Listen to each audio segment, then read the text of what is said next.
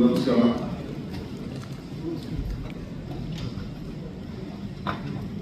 ಉಪಮುಖ್ಯಮಂತ್ರಿಗಳಂತ ರಮೇಶ್ ಅವರೇ, ಸ್ವಾಮಿಗಳಿವೆ, ಈಶ್ವರ ಶೆಟ್ಟಿ ಅವರೇ, ಕಾದರವರೇ, ಎಲ್ಲ ಮಾಧ್ಯಮ ಸ್ನೇಹಿತರು, ಇವತ್ತಿಂದ ನಮ್ಮ ಕೆಲಸ ಪ್ರಾರಂಭವನ್ನು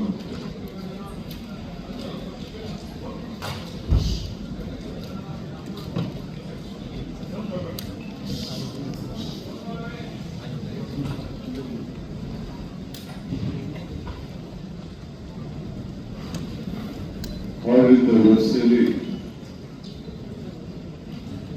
ಅಧಿಕಾರ ತೆಗೆದುಕೊಂಡು ತೀರ್ಮಾನವನ್ನು ಮಾಡಿದ್ದೇವೆ. ರಾಜ್ಯದ ಎಲ್ಲ ಹಿರಿಯ ಅಧಿಕಾರಿಗಳನ್ನು ಕರೆಸಿ ಹೊಸ ಸರ್ಕಾರ ಯಾವ ದಿಕ್ಕಿನಲ್ಲಿ ಆಲೋಚನೆ ಮಾಡ್ತೇವೆ ಅಂತೇಳಿ ಅವರಿಗೂ ಕೂಡ ಒಂದು ಸಂದೇಶವನ್ನು ಕೊಟ್ಟಿದ್ದೇವೆ.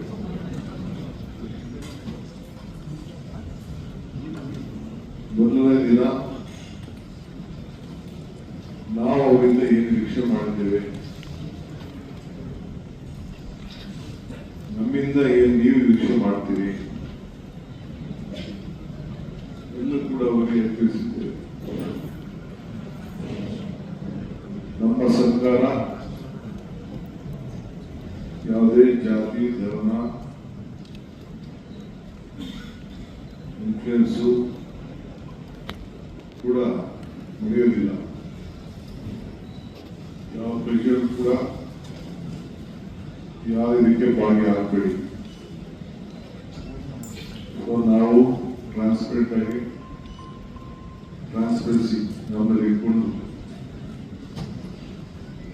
ಯಾವ ಅಧಿಕಾರಿ ಉತ್ತಮವಾಗಿ ಜನರ ಭಾವನೆ ಮೇಲೆ ಆಡಳಿತದಲ್ಲಿ ಜನರ ಸಮಸ್ಯೆಯನ್ನ ಬಗೆಹರಿಸೋ ಪಾಸಿಟಿವ್ ಅಪ್ರೋಚ್ ಯಾವಾಗಲೂ ಕೂಡ ಇಟ್ಕೊಂಡು ನೀವು ಕೆಲಸ ಮಾಡಬೇಕು ಅಂತೇಳಿ ಒಂದು ಸಂದೇಶವನ್ನು ಕೊಟ್ಟಿದ್ದೇವೆ. 15 ದಿನದಲ್ಲಿ ನಿಮ್ಮೆಲ್ಲ ಇಲಾಖೆಯಲ್ಲೂ ಕೂಡ ಒಂದು ಆಕ್ಷನ್ ಪ್ಲಾನ್ ಅನ್ನು ಡಿಪಾರ್ಟ್ಮೆಂಟ್ ಅವರು ಸಿದ್ಧಪಡಿಸಬೇಕು ಅಂತ ಹೇಳಿ ತಿಳಿಸಿದ್ದಾರೆ. ಎಲ್ಲರೂ ಕೂಡ ಅಕೌಂಟಬಲ್ ಆಗಿರಬೇಕು. ದೇಶದಲ್ಲಿ ವಿದ್ಯಾವಂತರು ನಡೀತದೆ, ಬುದ್ಧಿವಂತರು ನಡೀತಾರೆ, ಪ್ರಜ್ಞಾವಂತಿಕೆ ಬೇಕು ಅನ್ನೋದು ಹಿರಿಯರು ಹೇಳ್ತಾರೆ. ನಮಗೆ ನಿಮಗೆ ಬೇಸಿಕ್ ಕಾಮನ್ ಸೆನ್ಸ್ ಬೇಕು. For every problem there is solution. Positive attitude, positive approach ಇದು ಇರಬೇಕು ಅಂತ ಹೇಳಿದೆ. ನನಗೆ ಹಿಸ್ಟ್ರಿ ರೀಡ್ ಮಾಡೋಕ್ಕಾಗಲಿ, ಹಿಸ್ಟ್ರಿ ರೈಟ್ ಮಾಡೋಕ್ಕಾಗಲಿ, ಬರೆಯೋಕ್ಕಾಗಲಿ, ಹಿಸ್ಟ್ರಿ ಓದೋಕ್ಕಾಗಲಿ, ಹಿಸ್ಟ್ರಿನ ಬರೆಯೋಕ್ಕಾಗಲಿ ಇಷ್ಟ ಇಲ್ಲ. ಹಿಸ್ಟ್ರಿ ನಿರ್ಮಾಣ ಮಾಡೋದು, ಏನಾದ್ರು ಸಾಕ್ಷಿಗಳನ್ನು ಬಿಟ್ಟು ಹೋಗ್ಬೇಕು. ಯಾವಾಗ ನಮ್ಗೆಲ್ಲ ಅವಕಾಶಗಳು ಸಿಕ್ಕಿದೆ ಆ ಕೆಲಸವನ್ನು ಮಾಡ್ಕೊಂಡು ಬಂದಿದ್ದೇವೆ. ಈ ಸರ್ಕಾರ ಕೂಡ ಇದನ್ನು ಆಲೋಚನೆ ಮಾಡ್ತದೆ. ಸೊ ಎಲ್ಲರೂ ಕೂಡ ನೀವೆಲ್ಲ ಅಕೌಂಟಬಲ್ ಇದ್ದೀರಿ. ಕೊನೆಗೆ ನಿಮ್ಮ ಆತ್ಮಸಾಕ್ಷಿ ನೀವು ಕೆಲಸ ಮಾಡಬೇಕು ಅಂತ ಹೇಳಿ ಸಂದೇಶವನ್ನು ಕೊಟ್ಟಿದ್ದಾರೆ. ಔಟ್ ಆಫ್ ದಿ ವೇ ಯಾವ ಒತ್ತಡಕ್ಕೂ ಕೂಡ ಮಣಿಬಾರದು. ನಮ್ಮ ಮಂತ್ರಿಗಳು ಇಲ್ಲ ಯಾರೇ ಶಾಸಕರು ಯಾರೇ ನನ್ನ ಆಫೀಸರು ಯಾರ ಮಾತು ನೀವು ಕೇಳಬಾರ್ದು. You should work within the system of law, positive approach. Where there is problem, find out a solution within the system. So system ಬಿಟ್ಟು ಏನು ಕೂಡ ಆಗಬಾರ್ದು. ಆ ನಿಟ್ಟಿನಲ್ಲಿ ಅವರಿಗೆಲ್ಲ ಮಾರ್ಗದರ್ಶನವನ್ನು ಕೊಟ್ಟಿದ್ದೇವೆ.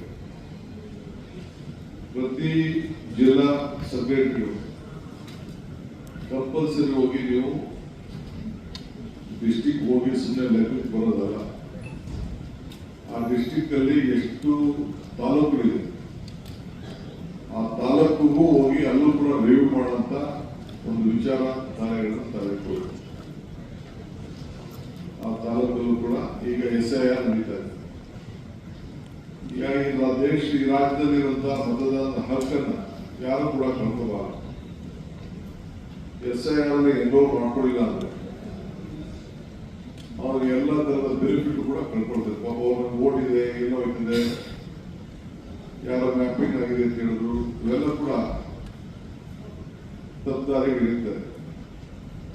ಯಾರು ಮತದಾರರ ಇಟ್ಕೊಂಡಿದ್ದಾರೆ, including the chief minister, including the deputy CM, ಅವರ ಏನು PLAಗಳು ಒಂದು ಎನ್ಯುಮರೇಷನ್ ಫಾರ್ಮ್ ಕೊಡ್ತಾರೆ, ಆ ಫಾರಂ ಅನ್ನ ಕಂಪಲ್ಸರಿ ಎಂಟ್ರಿ ಮಾಡಿ ಸಿಗ್ನೇಚರ್ ಮಾಡಿ ಅವ್ರದ್ದೇನು ಗುರುತನ್ನ ಇಟ್ಟು ಅವರು ವಾಪಸ್ಸು ಕೊಡಬೇಕು. ಇಲ್ಲ ಅಂದ್ರೆ ಈ ಲೂಸಸ್ ಇಸ್ ವೋಟಿಂಗ್ ರೈಟ್. ಇದನ್ನ ಎಲ್ಲ ಮತದಾರರಿಗೆ ನೀವು ಜಾಗೃತಿ ಮಾಡುವಂತ ಕೆಲಸ ಮಾಡಬೇಕು. ನೀವು ಇದಕ್ಕೆ ಏನೇನು ಬೇಕೋ ಸಿದ್ಧತೆಗಳನ್ನ ಮಾಡ್ಕೊಳ್ಬೇಕು ಅಂತೇಳಿ ನಾನು ಹೇಳಿದ್ದೇನೆ.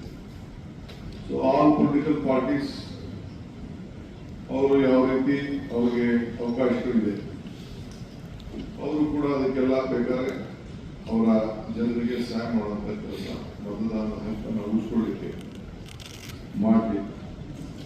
ಇದು ನಿಮ್ಮ ಜಿಲ್ಲಾ ಅಧಿಕಾರಿಗಳ ಜೊತೆಲಿ ಮತ್ತು ತಹಶೀಲ್ದಾರರ ಜೊತೆಲಿ ಮತ್ತು ಯಾರು ಕೆಳಗಡೆ ಲೆವೆಲ್ ಅಧಿಕಾರಿಗಳಿದ್ದಾರೆ ಅವರಿಗೆ ಮಾರ್ಗದರ್ಶನ ಕೊಟ್ಕೊಂಡು ಇದನ್ನ ಹೋಗ್ಬೇಕು. ಯಾಕೆಂದ್ರೆ ಒಂದ್ಸತಿ ಅವನ ಅಪೀಲ್ ಹೋಯ್ತು ಅಂದ್ರೆ ಏನಾದ್ರು ಅಪೀಲ್ ಆಗ್ತದೆ, ಅಪೀಲ್ ಅಲ್ಲಿ ಎಷ್ಟು ಕನ್ಸಿಡರ್ ಆಗಿದೆ, ಎಷ್ಟು ಕನ್ಸಿಡರ್ ಆಗಿಲ್ಲ ಅಂತೇಳಿ ತಾವೆಲ್ಲ ಬೇರೆ ಬೇರೆ ರಾಜ್ಯದ ರಿಪೋರ್ಟ್ಸ್ ತಿಳ್ಕೊಂಡಿದ್ದೀವಿ. ಇದರಲ್ಲಿ ಕೇರಳ ಒಂದು ಬಿಟ್ರೆ 90 ಲಕ್ಷ 91 ಲಕ್ಷ, ಕೆಲವು ಕಡೆ 60 ಲಕ್ಷ ಎಲ್ಲ ರಾಜ್ಯಗಳಲ್ಲಿ ಮತದಾನ ಹಕ್ಕನ್ನು ಕಳ್ಕೊಂಡಿದ್ದಾರೆ. ಇದು ನಮ್ಮಲ್ಲಿ ಆಗಬಾರ್ದು. ಕೇರಳರು ಬಹಳ ಚೆನ್ನಾಗಿ ಮಾಡಿದ್ದಾರೆ. ನಮ್ಮ ಲೋಕಲ್ ಬಾಡೀಸ್ಗೆ ಎಲ್ಲರೂ ಕೂಡ ಯಾರು ವಾಸ್ತವಾಂಶ ಇದ್ದಾರೆ ಅವರೆಲ್ಲರೂ ಕೂಡ ರೆಸಿಡೆನ್ಷಿಯಲ್ ವಾಸದ ಸರ್ಟಿಫಿಕೇಟ್ ಕೊಡಲಿಕ್ಕೆ ಕೂಡ ಅವಕಾಶ ಇದೆ. ಆ ಸಂದರ್ಭದಲ್ಲಿ ಕೂಡ ನೀವೆಲ್ಲರೂ ಕೂಡ ಆ ರಿಜಿಸ್ಟ್ರೇಷನ್ ಸರ್ಟಿಫಿಕೇಟ್ ಏನು ನಮ್ಮ SIRಗೆ ಅವಶ್ಯಕತೆ ಇದೆ. ಇಲ್ಲ ಯಾವುದೇ ಸರ್ಟಿಫಿಕೇಟು ಆ ಬಿಲ್ಲಿನ ಐಸಲ್ಲಿ ಅದು 12-13 ಏನು ಕೆಲವು ಕ್ರೈಟೀರಿಯಾ ಇದೆ, ಅದಕ್ಕೆಲ್ಲ ದಾಖಲೆಗಳನ್ನ ಒದಗಿಸುವಂತ ಕೆಲಸವನ್ನ ಮಾಡಬೇಕು ಅಂತ ಹೇಳಿ ಸೂಚನೆಯನ್ನು ಕೊಟ್ಟಿದ್ದೇವೆ. ಸೊ ಅವರೆಲ್ಲ ಮತ್ತು ಆ ಡಿಸ್ಟ್ರಿಕ್ಟ್ ಸೆಕ್ರೆಟರೀಸ್ ಆ ಇಲಾಖೆಗೆ ಸಂಬಂಧಪಟ್ಟಂತೆ ಎಲ್ಲ ಪೆಂಡಿಂಗ್ ಕೆಲಸಗಳ ಪಟ್ಟಿಯನ್ನ ಕೊಡಬೇಕು. ಎರಡನೇದ್ರ ಜೊತೆಗೆ 25 ದಿನದಲ್ಲಿ ಆ ಪೆಂಡಿಂಗು ವರ್ಕ್ ಅಲ್ಲದೆ ಇನ್ನು ಏನು ನಾವು ಹೊಸದಾಗಿ ಮಾಡಬಹುದು ಆ ಜಿಲ್ಲೆಗೆ ಸಂಬಂಧಪಟ್ಟಂತೆ ಆ ಪ್ರಾಬ್ಲಮ್ಸ್ನ ನೀವೇ ಗುರುಸಿ what is with in financial system ಅಲ್ಲಿ ನಾವು ಮಿನಿಮಮ್ ಇದರಲ್ಲಿ ನಾವು ಮಾಡ್ಬೋದು, ಅದನ್ನು ಕೂಡ ಎಲ್ಲ ಒಂದು ಪಟ್ಟಿ ಮಾಡಿ ನೀವು ಸಲ್ಲಿಸಿ ಅಂತ ನಾನು ಹೇಳಿದ್ದೇನೆ. ಸೊ ಡಿಸ್ಟ್ರಿಕ್ಟ್ ಇನ್ಚಾರ್ಜ್ ಮಿನಿಸ್ಟರ್ಸ್ ಅವ್ರಿಗೆ ನೀವು ಕಂಪಲ್ಸರಿಯಾಗಿ ಆ ಜಿಲ್ಲೆಯ ಎಲ್ಲ ಮಾಹಿತಿ ಮಾಡಿ ಅವರು ಕೂಡ ಎಲ್ಲ ತಾಲೂಕುಗಳಿಗೆ ಅವರೆಲ್ಲ ಅವರು ಜಿಲ್ಲೆಗೆ ಸಂಬಂಧಪಟ್ಟಂತೆ ಪ್ರವಾಸ ಮಾಡಬೇಕಾಗ್ತದೆ. ನಾವು ಅವರಿಗೆ ಮಾರ್ಗದರ್ಶನ ಕೊಡ್ತೇವೆ. ನೀವು ಕೂಡ ಅವ್ರಿಗೆ ಏನೇನು ದಾಖಲೆಗಳು ಬೇಕು, ಅವ್ರಿಗೆ ಅಸಿಸ್ಟೆನ್ಸ್ ಬೇಕು, ಅದೆಲ್ಲ ಕೂಡ ಅವ್ರ ಜೊತೆಗೆ ಸೇರಿ ನೀವು ಕೆಲಸ ಮಾಡಬೇಕು ಅಂತೇಳಿ ಅವ್ರಿಗೆ ತಿಳಿಸಿದ್ದೇವೆ. ನಿನ್ನೆ ಆಮೇಲೆ ಅದೇ SIR ವಿಚಾರದಲ್ಲಿ ಇದೆಲ್ಲ ಅವಶ್ಯಕತೆ ಇದೆ, ಅದೆಲ್ಲ ನಾವು ಮಾಡಬೇಕು ಅಂತ ನಾನು ಹೇಳಿದ್ದೆ. ಇನ್ನೊಂದು ಹೊಸ ಸಾರ್ವಜನಿಕರ ಕುಂದು ಕೊರತೆಗಳ ಒಂದು ಸಪ್ರೇಟ್ ಸೆಕ್ರೆಟರಿ ಅದನ್ನು ರಚನೆ ಮಾಡಿ ಇಲ್ಲಿ ಬೆಂಗಳೂರಿಗೆ ಬರುವಂತ ಯಾವುದೇ ಊರಿನಲ್ಲಿ ಯಾವುದೇ ಹೋರಾಟ ಮಾಡ್ತಿದ್ದಂಥವ್ರು ಅಥವಾ ಕೂಡ ಅವರ ಅರ್ಜಿ, ಅವರ ಭಾವನೆಗಳು, ಅವರ ವಿಚಾರಧಾರೆಗಳು, ಸಮಸ್ಯೆಗಳು ಅವೆಲ್ಲ ಕೇಳಲಿಕ್ಕೆ ಒಬ್ಬ ಸಪ್ರೇಟ್ ಮಂತ್ರಿನೇ ನೇಮಕ ಮಾಡ್ತೇವೆ. ಸೆಕ್ರೆಟರಿಯೇಟ್ ನಿರ್ಮಾಣ ಮಾಡ್ತೇವೆ. ಅದು ಕೂಡ ಅವಶ್ಯಕತೆ ಇದೆ ಈ ವಿಚಾರದಲ್ಲಿ ಕೂಡ. ಏಕೆಂದರೆ ಸುಮಾರು ಇದಕ್ಕೆ 2-3 ತಂಡಗಳು ಬಂದು ಪ್ರತಿಭಟನೆ ಮಾಡ್ತಾ ಇರ್ತಾರೆ. ಅವನಿಗೆ ಪ್ರಾಬ್ಲಮ್ ಏನಿದೆ ಅಂತ ಕೇಳಬೇಕಲ್ಲ.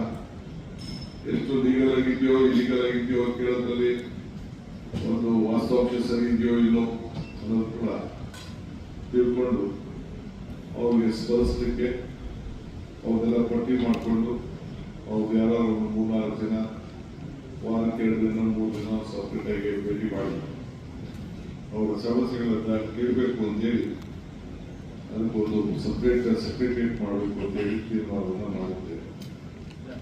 ನಿನ್ನೆ ಏನು ನಾವು ಇಂಪ್ಲಿಮೆಂಟ್ 5-6 ವಿಚಾರ ಹೇಳಿದ್ರು, ಅದಕ್ಕಾಗಲೇ ನಾನು ಒಂದು ಸಪ್ರೇಟ್ ಅವರ ರಿಪೋರ್ಟ್ ಕೇಳಿದ್ದೇನೆ. ಅವೆಲ್ಲ ಕೂಡ ಕಾರ್ಯರೂಪ ಆಗಲಿಕ್ಕೆ ಈಗ ಶುರುವಾಗಬೇಕು. ಸೊ ಅದಕ್ಕೆ ಮಾರ್ಗದರ್ಶನವನ್ನು ಕೊಟ್ಟಿದ್ದೇನೆ. ಏನೇನು ನಾವು ಮಾಡಿದ್ದೀವಿ ಅಂತೇಳಿ ನಾವು ಮಾರ್ಗದರ್ಶನವನ್ನು ಕೊಟ್ಟಿದ್ದೇವೆ. ಇನ್ನು ಮುಖ್ಯವಾಗಿ ಈ CSR ಸುಮಾರು 8,000 ಕೋಟಿ ರೂಪಾಯಿ ಇದೆ. ಅವರು ಯಾರು ಎಲ್ಲೆಲ್ಲಿಗೆ ಖರ್ಚು ಮಾಡ್ತಾ ಇದ್ದಾರೆ ಅಂತ ಗೊತ್ತಿಲ್ಲ. ಸೊ ನಮ್ಮ ಕೇಂದ್ರ ಸರ್ಕಾರದ ಅವಕಾಶ ನಾವು ಮಾಡಿಕೊಟ್ಟು ಮನಮೋಹನ್ ಸಿಂಗ್ ಅವರಿದ್ದಾಗ ಪ್ರೈಮ್ ಮಿನಿಸ್ಟರ್ ಅವ್ರು ಎಲ್ಲಿದೆ, ಎಲ್ಲಿ CSR ಬಳಕೆ ಆಗ್ತಾ ಇದೆ ನಮ್ಮ ರಾಜ್ಯದಲ್ಲಿ ಅಂತೇಳಿ ಮಾಹಿತಿನ ಸರ್ಕಾರದಲ್ಲಿ ಇರಬೇಕಾಗ್ತದೆ.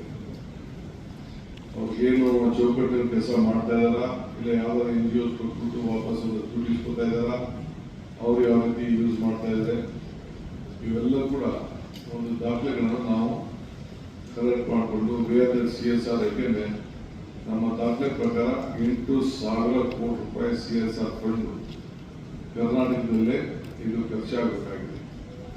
ಈ ಹಿನ್ನೆಲೆಯಲ್ಲಿ ಎಲ್ಲಿ ಹೋಗ್ತಾ ಇದೆ, ಏನು ಮಾಡ್ತಾ ಇದೆ ಅಂತೇಳಿ ನಾವೀಗಾಗಲೇ ಪ್ರತಿಯೊಂದು ಕೂಡ 3 ಪಂಚಾಯತಿಗೆ ನಾವು ಒಂದು ಶಾಲೆ ಮಾಡ್ತೀವಿ ಅಂತೇಳಿ ನಾವು ಮಾತುಕೊಂಡಿದ್ದೇವೆ.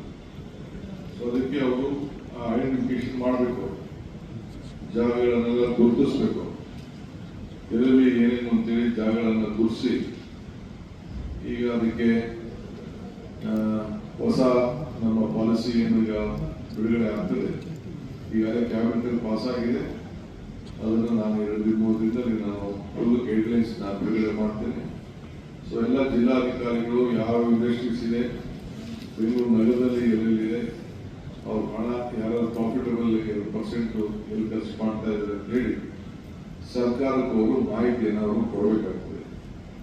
ಆಮೇಲೆ ಸರ್ಕಾರ ಕೂಡ ಅವರೆಲ್ಲ ಒಂದು ಅಫಿಷಿಯಲ್ ಆಗಿ ಅವರಿಗೆ ರಿಕ್ವೆಸ್ಟ್ ಮಾಡಿ ನಮ್ಮ ಪ್ರಯಾರಿಟಿ ಪ್ರೈಮರಿ ಎಜುಕೇಷನ್, ನೀವೆಲ್ಲ ಪ್ರೈಮರಿ ಎಜುಕೇಷನ್ ಸಂಬಂಧಪಟ್ಟಂತೆ ಶಾಲೆಗಳನ್ನ ಕಟ್ಕೊಳ್ಬೇಕು ಮತ್ತು ಯಾರ ಕೈಯಲ್ಲಿ ಇನ್ಫ್ರಾಸ್ಟ್ರಕ್ಚರ್ಗೆ ಮತ್ತು ಬೇರೆ ಬೇರೆ ಈ ಒಂದು ಎಜುಕೇಷನ್ ಪ್ರೈಮರಿ ಎಜುಕೇಷನ್ಗೆ ಒತ್ತನ್ನು ಕೊಡಲಿಕ್ಕೆ ಕೆಲವು ಸ್ಕೂಲ್